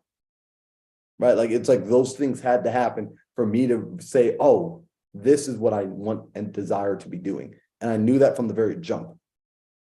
But I was going through other doors that weren't necessarily my doors, not bad doors. And get this, everyone understand this. The doors you might be going through, they might be great doors, but are they your doors? If it's not your door, stop going through it. Yo, Chris, you're gonna be what we got, bro? No, I just wanted to add, when you guys were talking about presence too, like, you know what I mean? Like being able to socialize and how being on live taught you how to speak better and, you know what I mean, present yourself in a better way. It made me think about the very first time I came on an MMC meeting and I had the camera off and you were telling all of us, you were like, listen, when you go in a room, you want people to notice you. Like if you like, and it made me think about like, it makes sense because if you go to like a concert, well, not a concert, but a presentation and like, you know, one of these really talented, what do you call it? See, like I'm learning now. She goes to show. I can't even speak right now. But basically, if you want to listen to somebody speak, that's very well, you're gonna pay attention, right? So, I mean, you taught us that in the first time I came on. You were like, listen, you have to let people see you. That's part of the opportunity thing too. So, you know what I mean? That was a big thing. I never forgot that since the first day. You were like, you know, when you're in the room, especially on a Zoom meeting, keep your camera on. Let yourself be seen. Because the people who have the cameras on are the ones that the host is going to interact with more. So I never forgot that. I just wanted to add that. 100%. And it's like my grandma used to say to us, closed mouth don't get fed. Right? Like if you don't tell people you're hungry, how are they supposed to know to feed you? If you didn't tell people that you wanted this opportunity, how are they supposed to know to come? If you don't tell people you have this service, that whole, there's a saying of build it and then they will come. That's not really true anymore. Right? Like it's not a true saying because I can build it. I can have the best thing in the world, but if no one knows about it, how are they supposed to come and be helped by it? Right? How are they supposed to come and better their life by it? So like us getting on here, turning the cameras on, having these conversations, like tonight you came in, you started talking and boom, Andrea was like, oh, yo, you heard about this product? Boom, boom, boom, boom, boom. And now you've got a brand new, a dead lead just came back to life. Simple, just because all you did tonight, you opened your mouth and you shared. You just shared authentically what was actually going on. Not the Oh, and I didn't wait for that no either. I literally texted that lady once you told me and she hit me back with my no again. I was like, all right, cool. I'm ready for another one. I guess that dream program is done being funded in the state so far. But like you guys said, chase the no. She was like, yeah, I'm sorry. I said, don't worry about it. I'm not done. And hit up Andrea because it sounds like Andrea's lender potentially still has it going on in their state. So you might be able to. When I was buying my first house, I probably had like, I'm not even exaggerating, maybe like 11 lenders told me I'm not qualified. And then until one, and I kept calling, and then one said, all right, you can make it work, but this is what you have to do. And he at least told me what I have to do. If this was the scenario, you'd be good. But it took for me to power through like 12, have a real estate license. Like I was already a realtor by the time like somebody said, actually, you know what? I think I can make it work for you, but this is what you have to do. So don't let one or two lenders like, I'll power through 10 fucking companies. Like, to get to the person that says, well, maybe you could do it if you switch a few things or, do this. But I guarantee there's somebody. You just gotta, power through it. It's funny. It's like a good attorney or it's like a good accountant. You never want someone that just gives you, if they give you the one word answer of no, bad attorney, bad accountant. Like you need to tell me worst answer you should ever tell me is, well, it depends. And then you need to explain to me what we need to do. Because now you're someone I can work with. But if you just tell me flat up, nope, all right, we're done working together. Because what you told me is you turn your brain off. You told me that you don't problem solve. You don't creatively problem solve. What do we got, John? Depends is full of shit. Use my language for all the children. You're gonna find though that it's a creative answer. It puts the mind back to work. Right? It puts the mind back to, because like that's what I want. I want someone that will tell me this is how we're gonna make it work. Like it's funny, like when I talk to an accountant now, it's like, hey, can we write this off? Well, we would have to do this, this, and this. Great.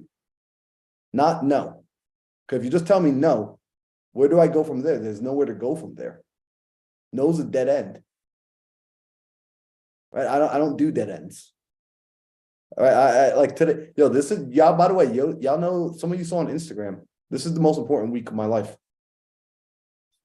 Y'all saw that on Instagram. This is the most important week of my life. Randy even hit me. Randy and Raphael hit me up earlier today. They're like, well, what's that? What's going on? What's happening this week?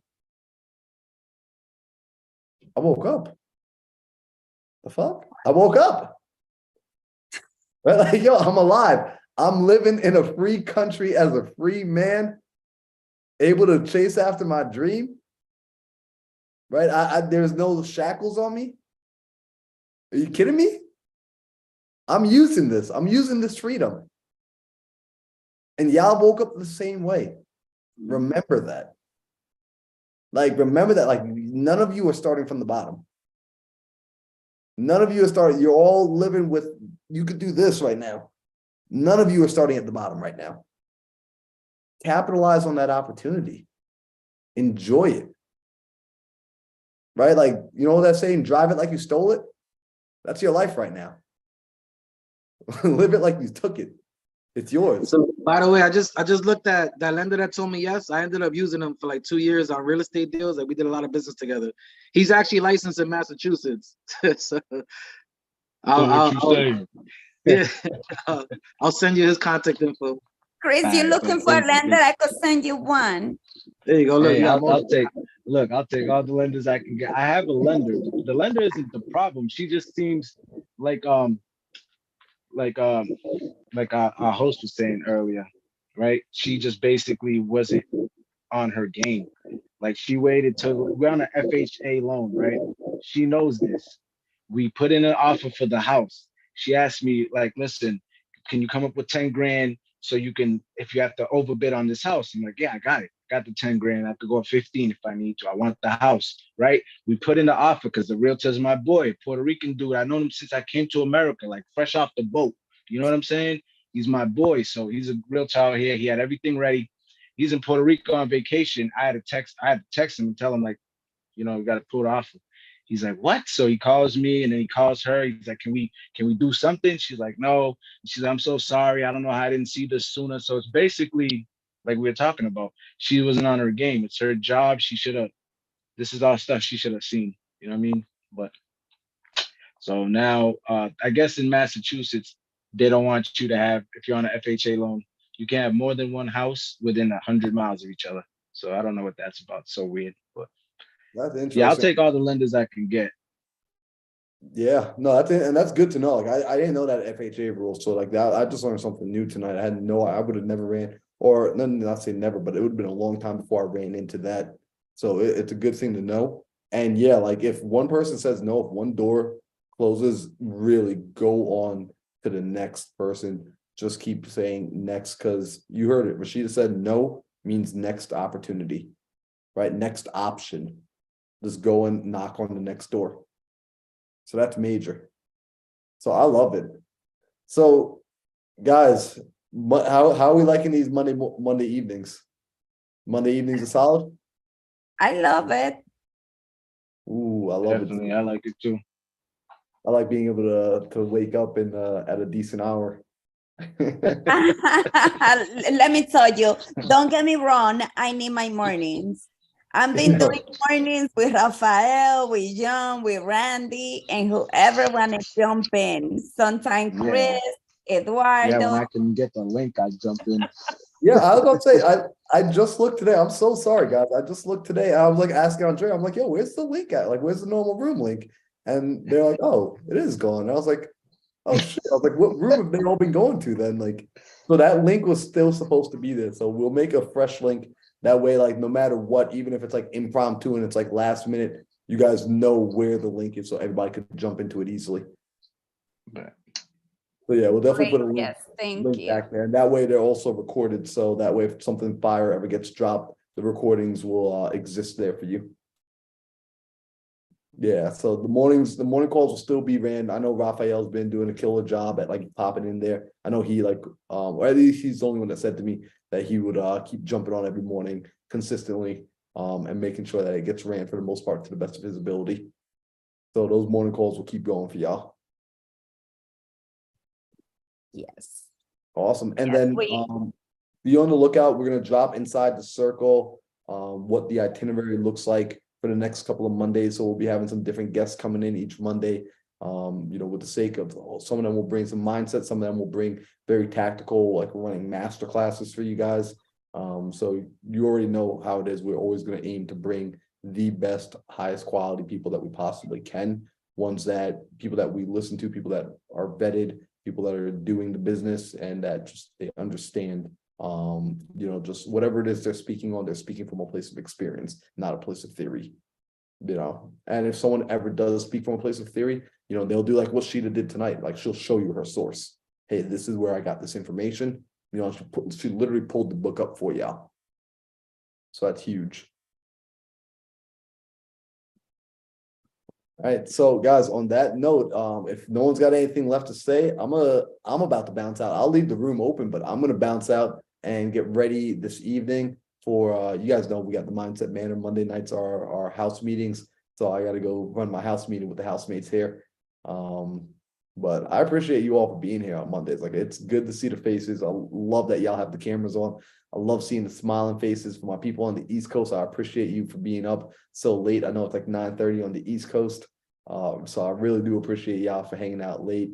And, you know, we will be back in here. If you need anything, drop it in the circle chat. Last night, Sean and I jumped on like a live call. We were on for an hour based off a question he asked in the Got Help section in Circle. So we are going through that. If you need anything in the interim, leverage the community, ask questions inside there, and we're more than happy to help. Oh, and one of these days, I'm pulling up to the Mindset Manor with an air mattress. I'm gonna knock you. Josie and Matt already pulled up. They already pulled up, and they came through with the air mattress themselves. So we got an air mattress. So yo, Randy, pull up with the air mattress. Yo, y'all are welcome anytime. In fact, we're gonna be doing something pretty interesting. I kind of have announced it. I like put out a beta test.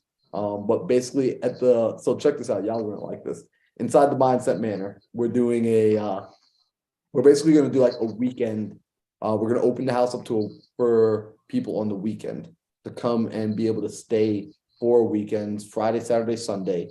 During that time, they're going to see what it's like living in proximity with other entrepreneurs. They're going to join us for just about everything. Like they're basically going to get to tag along to life, which means they're working out with me in the morning. They're going to be doing sales training with Daryl. They're going to be doing underwriting with Ingrid. They're going to be doing a high performance coaching session with me. They're going to be doing door knocking with Caroline. We're going to take them to a local meetup out here in Arizona. We're going to be feeding them while they're in town. And it's just going to be, and then we're going to be having them create their own personal KPIs. So before they leave, they'll have something that they can measure each week. And we're just going to be doing that once every probably like 3 or 4 weeks. So I'm pretty hyped about that. That idea, I didn't even come up with that idea. I wish I could say I came up with it, but it came up from literally masterminding. Like my door was open one day. Caroline had her door open, and I just happened to be walking down the hallway, and I popped in her room to see if I was going to cook breakfast for her. I was like, hey, you want some eggs? I'm about to make some eggs. And then she's like, oh, that'd be awesome. She's on the Daily Dial. She's got about 150 people on the Zoom.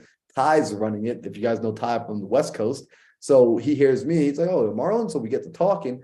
And then he's like, yo, bro, I love what you're doing with the house. So now we're just having like a little three-way mastermind in the middle of this Zoom at like 8 o'clock on a Tuesday morning.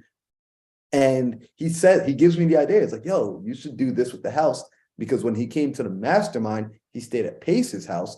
And he said, I learned so much more from staying at Pace's house than I even learned from being in the actual mastermind. The nuance of just seeing how he operates, seeing how he did this, seeing how he did that, feeling that energy. That was worth way more than even the money I paid to go to the mastermind. So he said, you guys should do something like that with the house.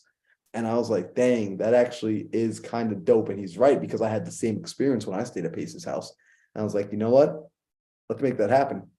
So we're going to be doing that. So it was born from Ty. And the next morning, I just like in the Zoom chat, I was like, who would be interested in this?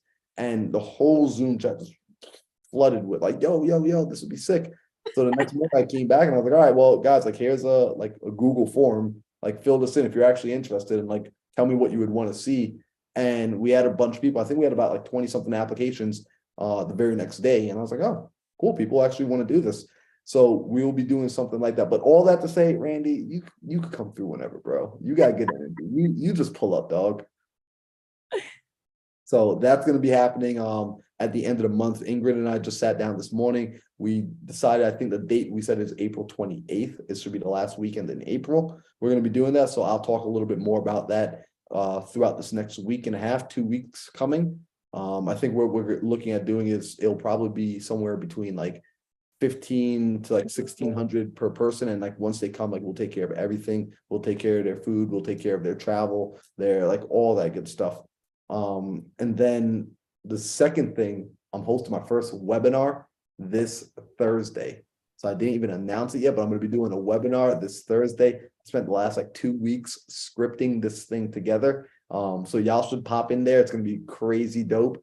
Just really breaking down essentially the principles of success that I've learned and applied through reading Napoleon Hill, through studying personal development over the last decade, like really just condensing. It was my first time ever condensing this information into something structured like that. That was like purely from scratch for me. What time is that? About that. That's going to be Thursday evening at 5 p.m. Arizona time. So the same time we started tonight. I'll drop something like I haven't even created like a capture form for it yet. This Thursday. Say that again. This coming Thursday.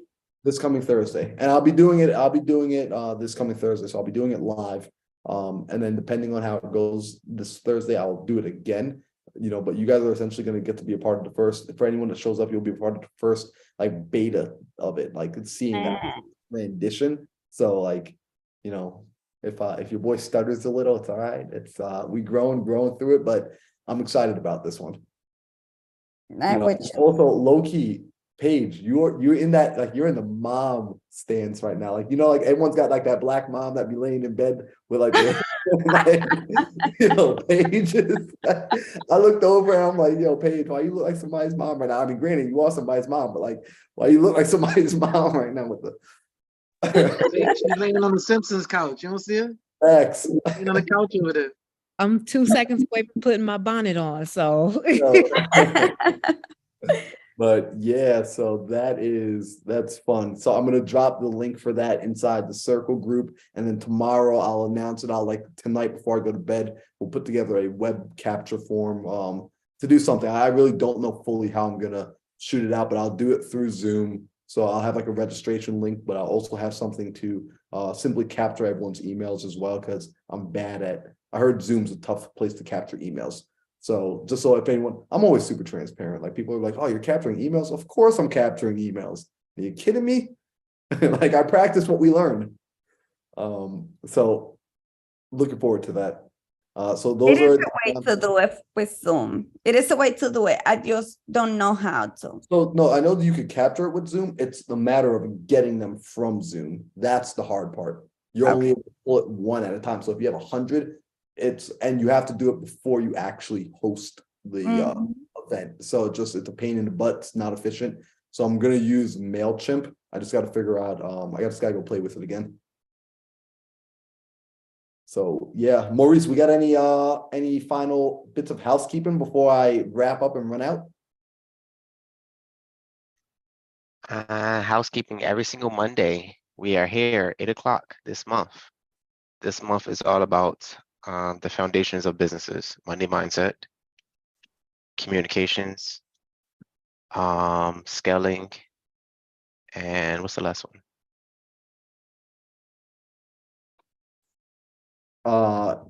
My bad. I was sending a message. Yeah, I don't remember either. But yeah, so every single Monday, 8 o'clock. And I'll share my thing. It took me forever to get my mic to work. That's why I was like silent, playing around this whole time trying to get this thing to work. The one thing that I took away from Sheeta that really like hit me that she said was like, I'm gonna paraphrase it like heavy. Sharing your thoughts with your family or your friends, and it feels like you're bragging or they just not understanding like what you're saying. So the way that I'm paraphrasing that is share my thoughts or my mindset with people that have limited mindsets starts to cap you. So it really hurts you to talk to people that's not even in the same genre of thought processing that you are in.